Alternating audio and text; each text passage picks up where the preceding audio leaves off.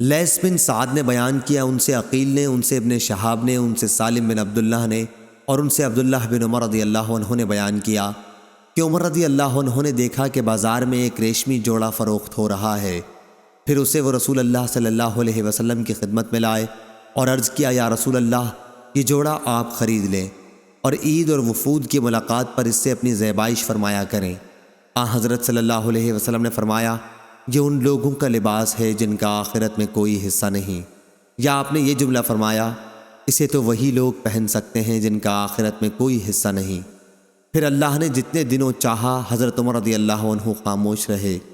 پھر جب ایک دن رسول اللہ صلی اللہ علیہ وسلم نے ان کے پاس ایک ریشمی جبہ بھیجا تو حضرت عمر رضی اللہ عنہ اسے لے کر خدمت نبوی میں حاضر ہوئے اور عرض کیا، یا رسول اللہ، آپ صلی اللہ علیہ وسلم نے تو یہ فرمایا تھا کہ ان کا لباس ہے جن کا آخرت میں کوئی حصہ نہیں۔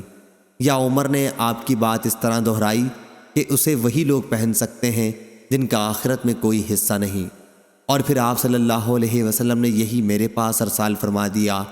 اس پر آپ نے فرمایا کہ میرے بھیجنے کا مقصد یہ تھا کہ تم اسے بیچ لو، یا فرمایا کہ اس سے اپنی کوئی ضرورت پوری کر سکو۔ صحیح بخاری حدیث نمبر 3054۔